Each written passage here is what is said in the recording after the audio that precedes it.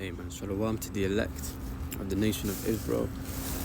First and foremost, I'd like to start this lesson by giving all praises, honor, and glory to the Heavenly Father and His only begotten Son, Yahweh Bahasham, Yahweh Shai Bahasham, Chadash.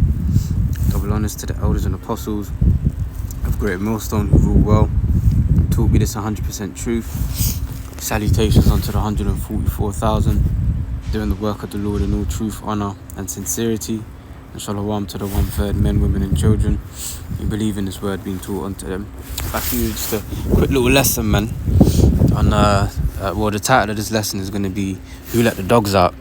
Because over here in the UK, as a part of a new government scheme to free up space in the prisons, because the prisons apparently are overcrowded. So they've done this early release scheme in which I believe they're set, according to the article, to release about 1,100 inmates. And you're talking about guys that are that have been in jail for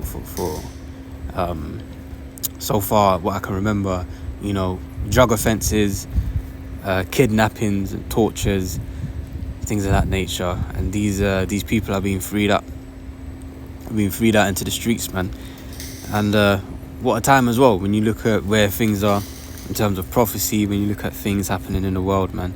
It's just the timing of it couldn't have been more better, right? So anyways, man, let's read this. It says scenes of celebration as prisoners released early in England and Wales.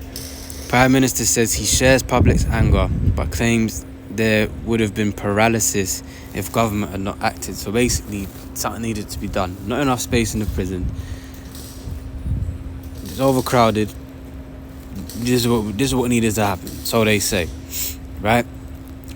It says beaming prisoners were greeted with hugs and kisses as they stepped out of the metal gates of HMP Manchester and into the arms of waiting friends and family after being freed under the government's early release scheme. By lunchtime Tuesday, 14 prisoners had been released from the prison known locally as Strangeways, with several confirming they had been let go early. 2 said they had been serving time for drug offences. Several cars waited for hours parked in the double yellow lines outside the jail, the smell of cannabis wafting from a parked black Audi. As one man came out, a group of 9 women and children rushed to meet him, hugging him just outside the steel doors before the group walked off together. Later, another woman jumped into her man's arms as he left the prison. So she held it down, apparently. You know what I'm saying, man? He's gonna be coming out them gates, asking them questions, man. Did you free up that box? Who was you dealing with whilst I was inside? All of that, man. Anyways, it says one former inmate, beaming as he stepped out the gates and met by waiting friends, said he had been released from his sentence 7 months early. Another man said he had been freed early after serving 5 years for crime. Juggling 4 black holdalls filled with possessions, he shouted, "It's corrupt, they beat people up," whatever. So it says about 1,100 inmates were due to be freed on Tuesday as part of the government's policy to free up prison space. Outside H&B Swaleside in Kent, Daniel Dowling Brooks, 29, said, "Big up Keir Starmer," as he was celebrating with his friends, mother and sister, who picked him up in a convoy of a white Bentley and black Mercedes G-Wagon. He told reporters he had served 7 years for kidnap and grievous bodily harm of someone who owed money to his friend and had been released 7 weeks early. He said he regretted his crime and planned to spend more time with his 2 children and his friends. He said the first thing he would do was go to McDonald's, go to my hostel and follow all the rules. McDonald's, man. Yeah, you already know our stance on McDonald's, man. We don't be eating that. We don't be eating that shit around there, man. That shit's not even food. But these people are gone anyway. But anyways, let me see if there's anything else, man. You kind of get the point. Hold on. What's it say here? Let me read this one. It says, outside the same prison, a man was reunited with his children who ran to hug him, while another prisoner was also welcomed with an embrace as he was picked up in a black Rolls Royce by a group of men in matching hoodies. You know, because like in the world, man, in that nigger culture, you know, that whole fresh home, you know, you just landed, as they say, you know, that's you know, that gang culture, man. And you know, they like to go all out when their friends touch down, man. You know, they what do you call it? You know, they like to pull out the big whips, pour the champagne all over, man, and you know. It says the releases came as Starmer said he shares the public's anger at scenes of criminals celebrating their early release outside prisons. I mean, no matter what they've done, they're not exactly going to be in a remorseful state after being released early. You know, I mean, yeah, they say if you do the crime, you've got to do the time. But I mean, realistically, no one really wants to do the time for it, man. You know, that's the reality of the situation. So of course, if they're getting released, whether it be a couple months, couple weeks, couple years early, wherever couple days early, you know, I seen some video last night, man. You know, this guy, he got released 2 days early, but he said 2 days better than no days. You know, so regardless, man are gonna be happy to be stepping out of the workhouse, man. You know, stepping out of the jailhouse. No one really wants to be there, no matter what they've done. You know.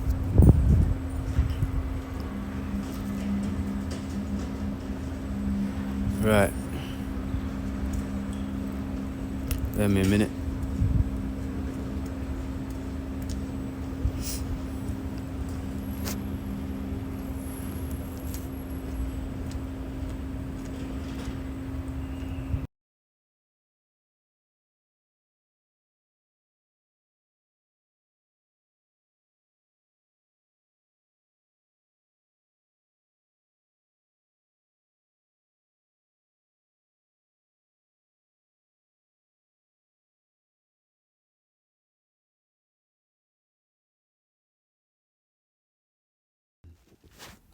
Hey, Shalom, I'm giving all praises, honor and glory to Yahweh, Hashem, Yahshua, Hashem, Kodash. So I'm just coming back with part 2, as I said I would.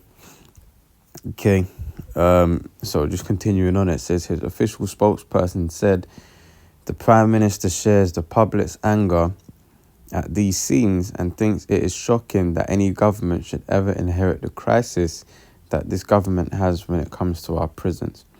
But just to be clear, there was no choice not to act. If we had not acted, we would have faced a complete paralysis of the system. Courts unable to send offenders to prison, police unable to make arrests, and unchecked criminality on our streets.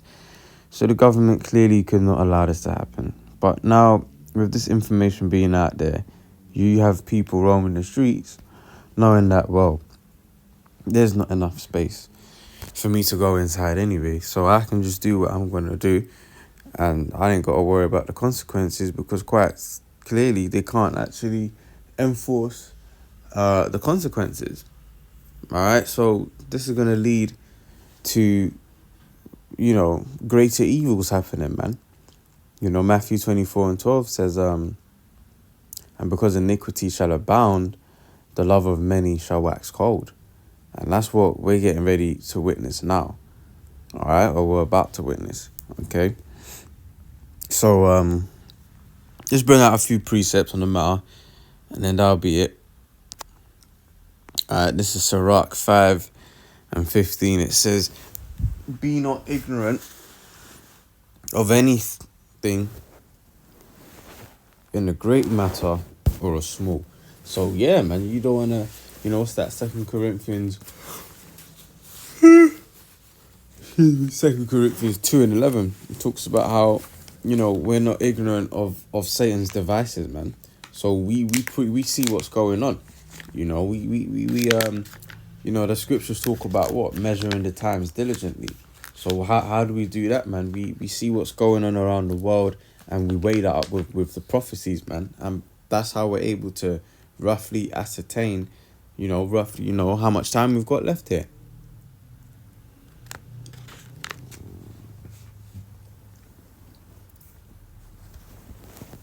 So yeah, once again, Sirach 5 and 15, be not ignorant of anything in a great matter or a small, man. So we gotta keep our head on the swivel, man. Constantly watching and observing to see what's happening, man. Alright.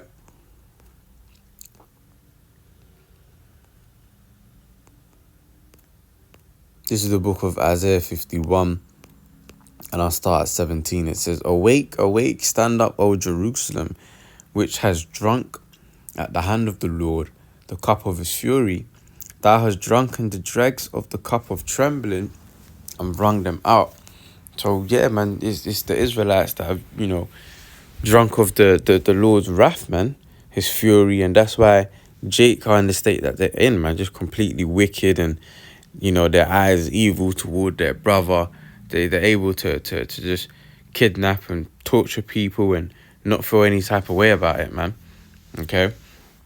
18, it says, There is none to guide her among all the sons whom she has brought forth, neither is there any that taketh her by the hand of all the sons that she have brought up. Yeah, so, these guys are lost, man. What does it say in Hosea 4 and 6? Hosea 4 and 6 basically talks about how my people are destroyed for lack of knowledge, man. So that's the situation when it comes to Jake, man. When you see the state that Jake is in, Jake is through, man, because Jake not have no guidance. Jake is just like as it's saying here, like it's gonna say, they're like a wild bull, man.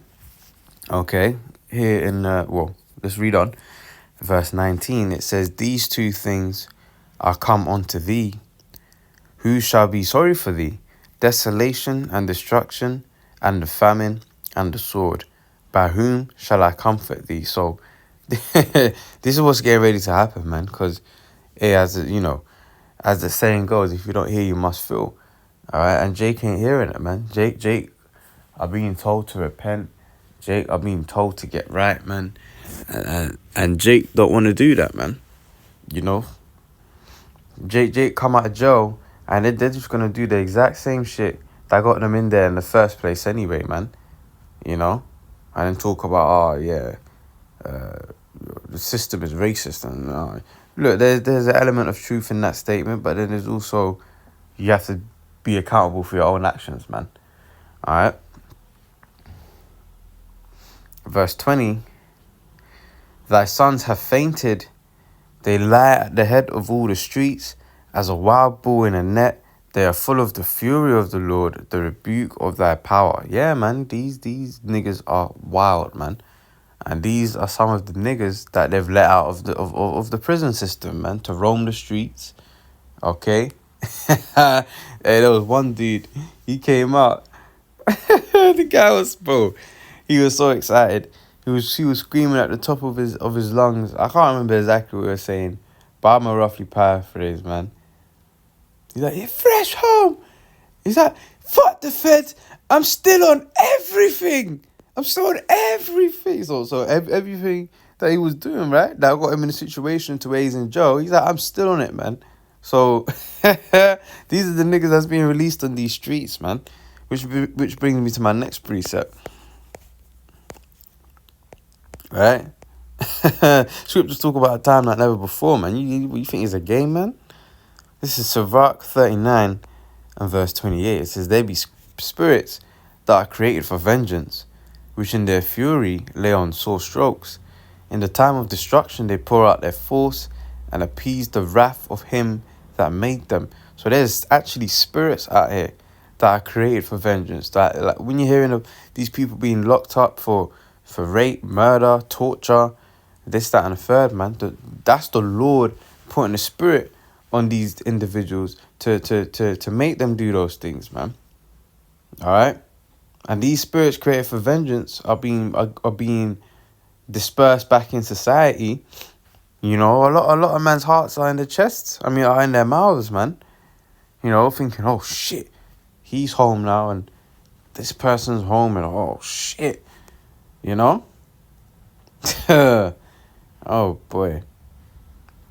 It says fire and hail and famine and death. All these things were created for vengeance. Teeth of wild beasts and scorpions and serpents. And the sword punishing the wicked to destruction. All right. And these men, they can use the sword. Okay. They, most men who were in jail because of the sword, released, oh, why was you released? Oh, yeah. No, sorry, why was you in jail? Yeah, firearm, offensive weapon, GBH, all of that. Okay. GBH is grievous bodily harm. All right. Verse 31, they shall rejoice in his commandment, and they shall be ready upon earth when need is, and when their time is come, they shall not transgress his word, man. So when the Lord puts these spirits created, when the Lord puts his spirit on these spirits created for vengeance, man, they're going to start doing exactly, they're going to start taking out the people that the Lord wants taken out, man. Okay? This is what's getting ready to happen, man. You know? That's why, the scriptures talk about give them warning from me. All right? Imagine that. You have a bunch of criminals, man, which more than likely you're going to reoffend, that have just been released early. And we're talking like some serious cases, man. These ain't no baby charges, man. These are some serious charges.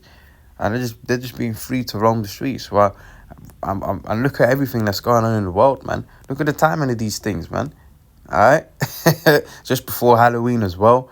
The witches' Sabbath. So hey, man, that's why I started off with Sirach 5 and 15.